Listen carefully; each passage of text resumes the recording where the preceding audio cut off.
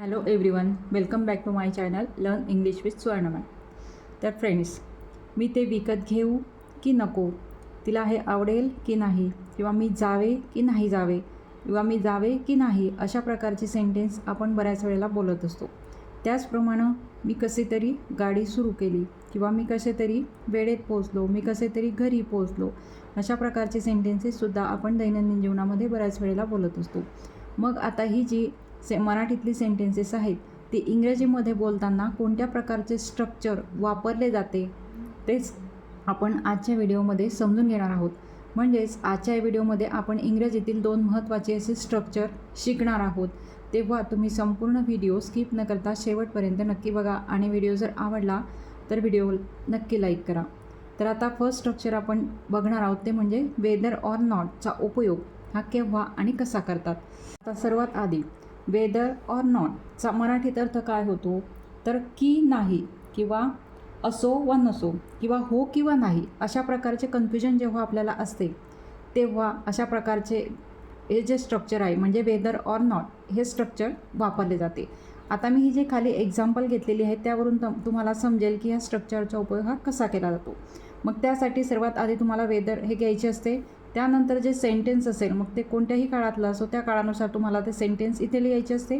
त्यानंतर ऑर आणि सर्वात शेवटी नॉट म्हणजे वेदर ऑर नॉट याच्यामध्ये तुम्हाला ते सेंटेन्स घ्यायचे असते. त्यासाठी मी आपल्या रोजच्याच बोलण्यातील इथे काही सेंटेन्सेस घेतलेली आहेत, तर ती आपण बघू म्हणजे तुमच्या सहज लक्षात येईल की वेदर ऑर नॉटचा उपयोग हा इथे कसा केला जातो. आता बघा, मी ते विकत घेऊ की नको, किंवा विकत घेऊ की नाही, असं सुद्धा आपण बऱ्याच म्हणजे आपलं कन्फ्युजन असते की मी हे विकत घेऊ की नाही, ते विकत घेऊ की नाही. मग आता अशा वेळेस वेदर ऑर नॉटचा उपयोग केला जातो. मग आता कसा, तर सर्वात आधी इथे तुम्हाला घ्यायचं असते वेदर. मग ते आपण इथे घेणार आहोत वेदर.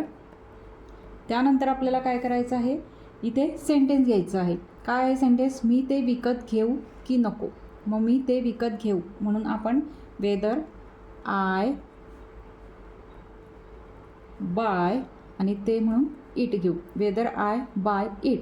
त्यानंतर आपल्याला घ्यायचं आहे ऑर नॉट. बघा अशा प्रकारे हे सेंटेन्स इथे तयार होणार आहे.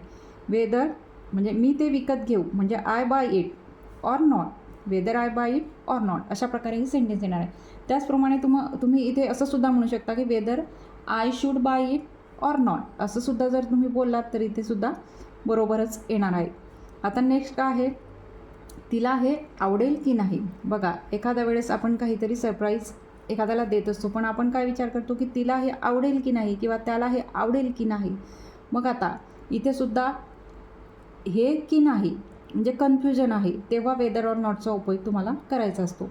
मग सर्वात आधी तुम्हाला इथं घ्यायचं असते वेदर. सेंटेन्स काय आहे, तिला हे आवडेल म्हणजे हे कोणतं सेंटेन्स आहे, वेदर तिला हे आवडेल म्हणजे फ्युचर टेन्स. आवडेल म्हणजे फ्युचरमध्ये जे आपण केलेलं आहे ते पुढे तिला आवडेल की नाही, म्हणून हे फ्युचर टेन्समधलं सेंटेन्स आहे. त्यामुळे इथे आपण घेणार आहोत वेदर शी विल लाईक दिस. बघा सी विल लाईक दिस म्हणजे तिला हे आवडेल, म्हणून आपण इथे see will like this or not म्हणजे की नाही, तिला हे आवडेल की नाही, म्हणून आपण इथे ऑर नॉट हे शेवटी वापरत असतो. Whether she will like this or not, तिला हे आवडेल की नाही, अशा प्रकारे. त्यानंतर आता नेक्स्ट आहे बघा, तू येणार आहेस की नाही. असं सुद्धा आपण बऱ्याच वेळेला एखाद्याला म्हणत असतो की तू येणार आहेस की नाही, आम्ही जाणार आहोत तर तू येणार आहेस की नाही. मग आता हे सेंटेन्ससुद्धा सुरुवातीला तर तुम्हाला वेदरचाच उपयोग हा करायचा असतो, म्हणून आपण इथे घेणार आहोत वेदर. आता इथे येणार आहेस की नाही, इथे सुद्धा तुम्हाला फ्युचर टेन्सच दिसत असेल या वाक्यामध्ये, भविष्यकाळ. परंतु जर नजीकचा भविष्यकाळ असेल म्हणजे आपण दुपारी विचारतोय की तू संध्याकाळी येणार आहेस की नाही, तेव्हा आपण कशाचा उपयोग करणार आहोत, whether you are coming or not. अशा प्रकारे तुम्हाला हे सेंटेन्स बनवायचं आहे. Whether you are coming or not, तू येणार आहेस की नाही म्हणजे तुम्ही सकाळी विचारते की संध्याकाळी येणार आहे की नाही, किंवा दुपारी विचारताय संध्याकाळी येणार की नाही, नजीकचा भविष्यकाळ असला तर अशा प्रकारचं स्ट्रक्चर येणार आहे, whether you are coming or not. पण जर फ्युचर म्हणजे पुढे भविष्यामध्ये 8 दिवसाने किंवा पुढे भविष्यात तुम्हाला जर असं विचारायचं असलं तर तुम्ही इथे काय म्हणणार, वेदर यू विल, इथे काय येणार आहे, विल हे वापरणार आहे. Whether you will come or not, अशा प्रकारे हे स्ट्रक्चर येणार आहे. म्हणजे सिच्युएशन बघून तुम्हाला इथे हे सेंटेन्स इथे तयार करावं लागणार आहे, हे लक्षात घ्यायचं. Whether you will come or not किंवा whether you are coming or not हे लक्षात ठेवायचं. त्यानंतर आता नेक्स्ट आहे, मी जावे की नाही. बघा असा सुद्धा प्रश्न आपल्याला बऱ्याच वेळेला पडत असतो की मी तिथे जावे की नाही किंवा जाऊ की नाही असं सुद्धा आपण म्हणत असतो. मग आता इथे सुद्धा येणार आहे वेदर. मग आता इथे काय येईल, मी जावे की नाही, whether I should go or not, अशा प्रकारे हे येणार आहे. Whether I should go or not, मी जावं की नाही, अशा प्रकारे मग तुम्ही हे सेंटेन्स इंग्रजीमध्ये बोलू शकता. म्हणजेच आपल्याला जेव्हा एखाद्या गोष्टीबाबत कन्फ्युजन असते की मी हे करू की नाही, तर अशा वेळेला तुम्ही कोणत्या स्ट्रक्चरचा वापर करणार आहात, तर वेदर ऑर नॉट. आता मी इथे छोटी छोटी सेंटेन्सेस घेतलेली आहेत, पण मोठ्या सेंटेन्सेसमध्ये सुद्धा अशा प्रकारे तुम्ही वेदर ऑर नॉटचा उपयोग करून या स्ट्रक्चरनुसार इंग्रजीत सेंटेन्स बोलू शकता. आता त्यानंतर नेक्स्ट आहे समहाऊ. आता समहाऊचा उपयोग हा केव्हा आणि कसा करायचा. आता समहाऊ याचाच अर्थ आहे कसं तरी किंवा जेमतेम, नशिबाने, या अर्थाने जर तुम्हाला इंग्रजीमध्ये वाक्य बनवायचं असेल तर अशा वेळेला तुम्हाला समहाऊचा उपयोग हा करता येऊ शकतो. मग समहाऊ घेतल्यानंतर तुम्हाला ते सेंटेन्स नंतरचं इथे ज्या टेन्समध्ये असेल, ज्या काळामध्ये असेल त्यानुसार ते सेंटेन्स तयार करून पुढे लिहायचे असते. आता इथे बघा या मराठी वाक्यांवरून तुम्हाला समजेल की समहाऊचा उपयोग हा इथे कसा केलेला आहे. आता इथे काय, मला कसे तरी त्याचा नंबर मिळाला, म्हणजे नशिबाने किंवा जेमतेम काहीतरी प्रयत्न केल्यानंतर म्हणून आपण काय म्हणतो की मला कसे तरी त्याचा नंबर मिळाला. आता इथे एक गोष्ट लक्षात ठेवायची की हे जे समहाऊ आहे ते तुम्ही सुरुवातीला सुद्धा वापरू शकता किंवा वाक्याच्या शेवटीसुद्धा वापरू शकता किंवा मध्ये सुद्धा वापरू शकता. जसं की मला, म्हणजे त्यासाठी तुम्ही आय इथे घेऊ शकता. आय कसे तरीसाठी तुम्ही इथे समहाऊ वापरणार. आय समहाऊ गॉट, मिळाला म्हणजेच got, I somehow got his number असं सुद्धा म्हणू शकता किंवा आधी समहाऊ सुद्धा वापरू शकता. मी इथे लिहिलं आहे त्याप्रमाणे. मग आपण तसंच घेणार आहोत, समहाऊ नंतर आय, मिळाला म्हणजेच इथे भूतकाळ आहे त्यामुळे त्या टेन्सच्या रचनेनुसार तुम्हाला इथे हे सेंटेन्स इथे तयार करायचं आहे. गॉट हिज नंबर, त्याचा नंबर म्हणून his number. Somehow I got his number किंवा I got his number somehow किंवा I somehow got his number, कोणत्याही प्रकारे जरी तुम्ही समहाऊ कुठेही वापरलं तरी ते वाक्य तुमचं बरोबरच येणार आहे. त्यानंतर आता मी कसे तरी गाडी सुरू केली. आता इथे सुद्धा समहाऊ सुरुवातीलाच घेऊ आपण स्ट्रक्चरनुसार.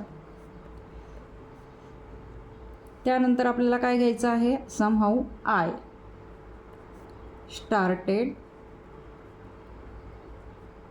द कार किंवा बाईकसुद्धा म्हणू शकता तुम्ही. इथे काहीही वापरू शकता, जे कार असेल बाईक असेल ते तुम्ही काही इथे टाकू शकता. Somehow I started the car, मी कसे तरी गाडी सुरू केली किंवा I started the car somehow किंवा I somehow started the car, तिघही प्रकारे तुम्ही हे वाक्य अशा प्रकारे समहाऊ टाकून बोलू शकता. त्यानंतर आता नेक्स्ट आहे, मी कसे तरी वेळेत पोहोचलो. बघा कसे तरी म्हणजेच गाडी मिळाली नाही, ट्रॅफिक होती, असं तसं करून कसं तरी पण वेळेत पोहोचलो असं हे वाक्य आहे. मग आता हे वाक्य कसं कराल, समहाऊ किंवा मी वेगळ्या प्रकारे इथे तयार करते. आय आधी सुरुवातीला घेऊ आपण, असं नाही की सुरुवातीलाच वापरलं पाहिजे, मी आधीच सांगितलं. इथे आय सुरुवातीला घेऊ. आय समहाऊ पोहोचलो, म्हणजे हे पण भूतकाळातलं वाक्य आहे म्हणून रीच, तर याचं सेकंड फॉर्म इथे वापरणार आहोत आपण, रीच. ईडी लावायचा, पण ईडीचा प्रोनाऊन्सिएशन एक करायचं नाही. I somehow reach on time. On time म्हणजेच काय, तर वेळेत, मी कसे तरी वेळेत पोहोचलो अशा प्रकारे. त्यानंतर आता आम्ही कसे तरी घरी पोहोचलो, म्हणजेच काहीतरी रस्त्यात प्रॉब्लेम आला असेल, काही असेल तर आपण लगेच काय बोलतो, आम्ही कसे तरी घरी पोहोचलो. मग आता हे सेंटेन्ससुद्धा इथे समहाऊ आधीसुद्धा तुम्ही वापरू शकता. मग आता इथे समहाऊ, आता इथे सुद्धा आम्हीसाठी आपण काय वापरणार आहोत, वी, आणि घरी पोहोचलो म्हणून वी रीच्ड. त्यानंतर आता घरी म्हणून वी रीच्ड होम. अशा प्रकारे हे वाक्य इथे येणार आहे. समहाऊ वी रीच्ड होम, आम्ही कसे तरी घरी पोहोचलो. म्हणजे अशा प्रकारे तुम्ही समहाऊचा उपयोग करून अनेक प्रकारची वाक्य मराठीतून इंग्रजीत बनवू शकता. आता हे शेवटचं जे सेंटेन्स आहे, मी कसे तरी बस पकडली, म्हणजे बस चुकणारच होती पण मी कसं तरी बस पकडली. मग आता हे वाक्यही सोपं आहे. पकडली म्हणजेच हे सुद्धा भूतकाळातलं वाक्य आहे, सिम्पल पास्ट टेन्समधलं हे सेंटेन्स आहे. तर हे जे सेंटेन्स आहे त्याचं ट्रान्सलेशन तुम्ही समहाऊचा उपयोग करून, मग समहाऊ तुम्ही कोणत्याही 3 प्रकारे वापरू शकता, मी आधीच तुम्हाला सांगितलेलं आहे. त्यामुळे तुमचं जे ट्रान्सलेशन आहे ते चुकणार नाही आहे. तर हे जे ट्रान्सलेशन आहे ते ट्रान्सलेशन तुम्ही कमेंट बॉक्समध्ये लिहायचं आहे, तिथे मी ते तुमचं ट्रान्सलेशन चेक करणार आहे. तर अशा प्रकारे आजच्या व्हिडिओमध्ये आपण इंग्रजीतील 2 महत्त्वाचे स्ट्रक्चर शिकलो, जसं की वेदर ऑर नॉट हे केव्हा आणि कसं वापरायचं. त्याचप्रमाणे समहाऊचा वापर हा मराठी वाक्य आपलं कोणतं असलं म्हणजे कशा प्रकारे त्याचा वापर करायचा हे शिकलो. तेव्हा आजचा माझा व्हिडिओ तुम्हाला कसा वाटला ते सुद्धा कमेंट करून नक्की सांगा. आणि व्हिडिओ जर आवडला असेल तर व्हिडिओला लाईक करा, शेअर करा आणि जर तुम्ही या चॅनलवर नवीन असाल तर चॅनलला सबस्क्राईब देखील करा. थँक्यू.